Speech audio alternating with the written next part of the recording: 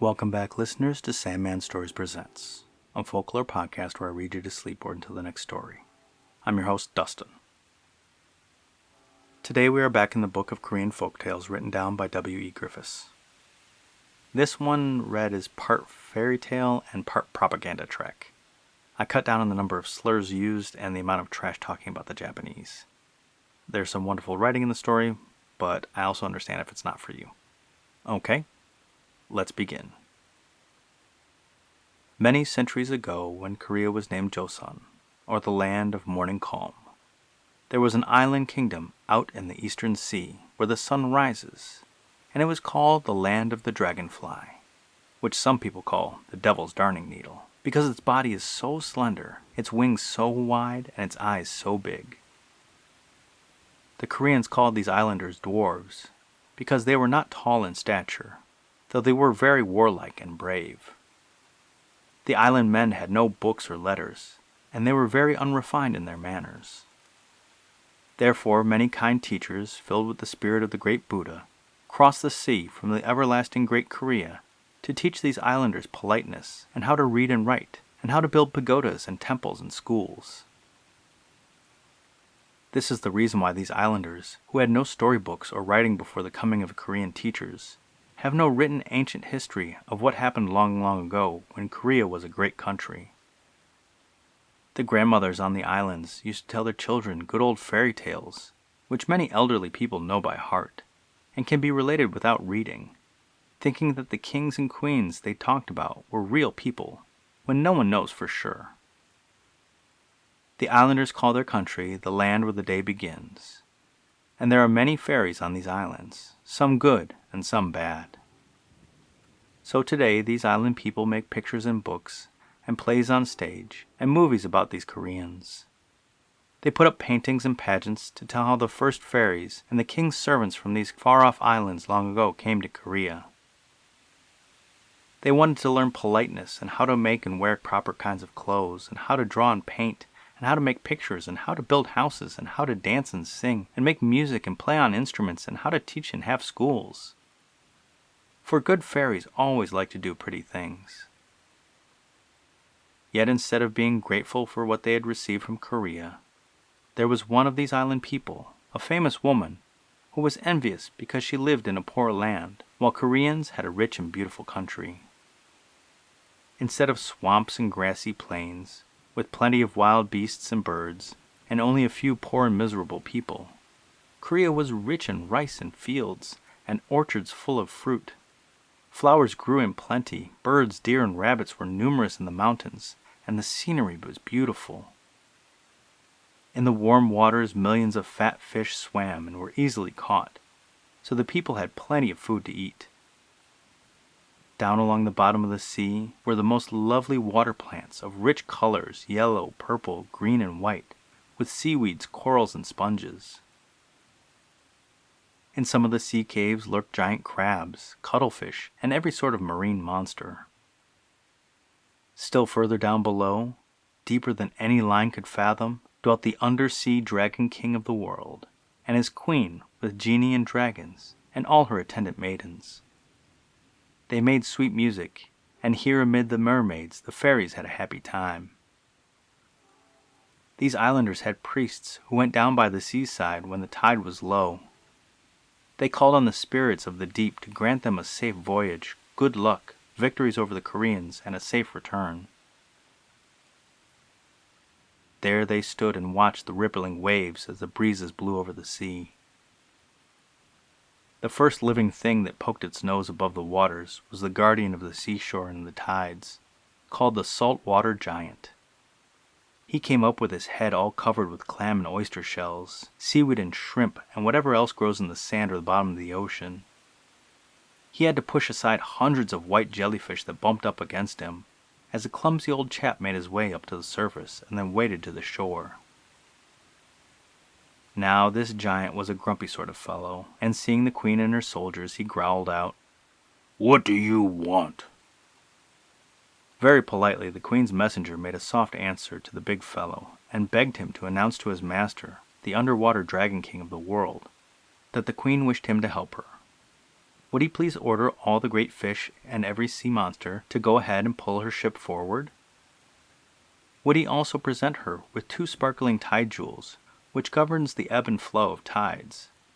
If he would do so, then, in one way, her enemies might be overwhelmed, and in the other way, the ships of the Koreans would be left high and dry on the shore.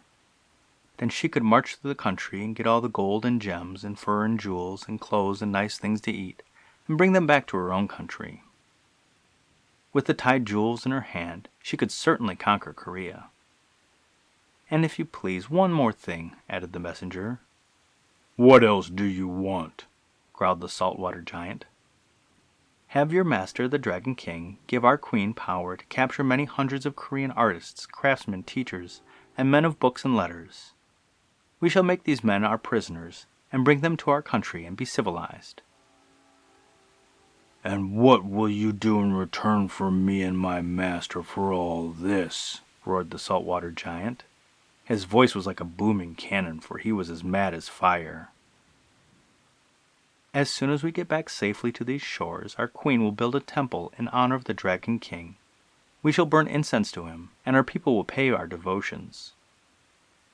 Well then, what else? Roared the saltwater giant. There will be a shrine also dedicated to you, my lord, and we'll get the best Korean artists to decorate it with wave patterns and drops of foam. The saltwater giant bowed and disappeared with a tremendous splash. Down, down, down he went to report to his master, the Dragon King. It was necessary for the dignity of his majesty that the queen and her soldiers should wait until high tide, for the Dragon King never appeared except for at high water. So the queen's servants launched their ship and waded out on the waves to get the answer they hoped for.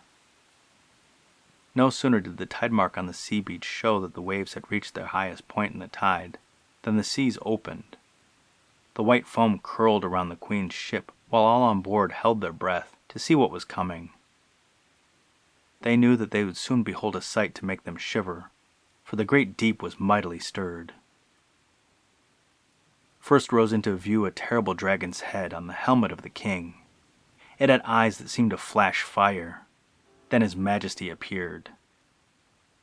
In a great seashell as big as a bushel, and held in both hands, he had both tide jewels. These he presented to the queen, and then quickly disappeared beneath the waves. The last thing they saw was the dragon's head, which, besides the 2 eyes that flashed like lightning, had teeth that could bite a boat in half, even when full of men. This monster could swallow down the whole crew in its mouth, which was as wide as a man-eating shark's. His enormous long black whiskers were as stout as ship's cables. Immediately after receiving the tide jewels, the queen of the barbarians landed on the southern coast of Korea. After a few weeks having fought many battles with the Koreans, she made them bring to her their gold, jewels, fur, fans, rice, and pretty things. She and her people cared nothing for slaves or common prisoners, but whenever and wherever they could find a painter, an artist, a weaver, a maker of pottery, or a man of books, or a priest, they seized him and took him along. They carried over with them to the island a great treasure of gems, gold, ornaments, and pretty clothes. They also took away many seeds of flowers and fruit trees, such as lemons, oranges, apples, and pears. Once back in the land known as Yamato, these smart Korean men of skill and knowledge taught the islanders, who had lived like nomads, how to build houses, palaces, and temples, to make fine clothes, to paint pictures, and to be like the Koreans and Chinese, who knew about all of these things.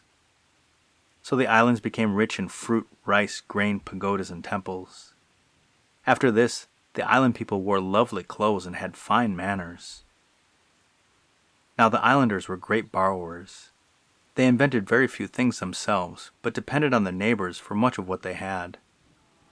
So they filled both their heads and their pockets from what they had brought from Korea, but they often made funny mistakes.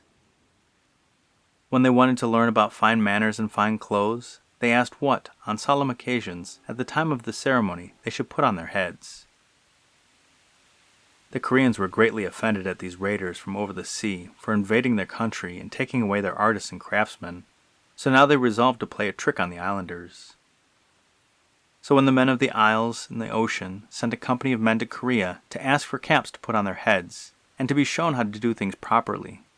The Koreans in contempt gave them their old shoes, which had strings on them, to tie over their feet. But the islanders, who loved to go on with their little clothes on their backs, and usually went barefoot, did not know what these shoes were. They thought that they were some kind of headgear, hats or bonnets. So they put them on their heads like skullcaps, and tied them with the white strings down under their chins. These were like tapes, and held the caps around their necks. So to this day the islanders, when making offerings to the fairies, wear this headgear and think that their shoe caps are very fine. The end.